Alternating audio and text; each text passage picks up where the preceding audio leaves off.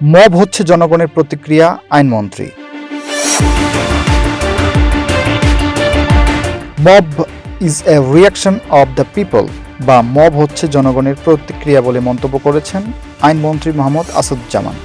আন্তর্জাতিক অপরাধ ট্রাইব্যুনাল প্রাঙ্গণে আজ সোমবার বিকেলে এক ব্রিফিংয়ে সাংবাদিকদের প্রশ্নের জবাবে আইনমন্ত্রী একথা বলেন।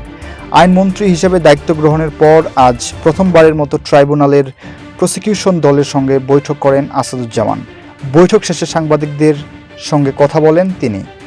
ব্রিফিংয়ে একজন সাংবাদিক প্রশ্ন করেন, মাননীয় মন্ত্রী, এই আন্তর্জাতিক অপরাধ ট্রাইব্যুনাল আইনের যে সংজ্ঞা, সেখানে ওয়াইড স্প্রেড বা পূর্ব পরিকল্পিত এই ধরনের যে কাজগুলো হয়, পরিকল্পিতভাবে যে হত্যাকাণ্ড হয়, সেগুলো মানবতা বিরোধী অপরাধ। 5 আগস্ট পর্যন্ত আপনারা দায়মুক্তি দিয়েছেন। 5 আগস্টের পরে যে মবগুলো হয়েছে সেগুলো এক ধরনের সিস্টেমেটিক ওয়েতে বা পদ্ধতিগতভাবে হয়েছে এবং ওয়াইড স্প্রেড বা ব্যাপক মাত্রায় হয়েছে। এগুলো কি ভবিষ্যতে তদন্ত করে ট্রাইব্যুনালে বিচার করা যাবে কি না? এর জবাবে আইনমন্ত্রী বলেন, mob is not systematic or wide spread. Mob পদ্ধতিগত বা ব্যাপক মাত্রায় নয়। Mob is a reaction of the people. Mob জনগণের প্রতিক্রিয়া।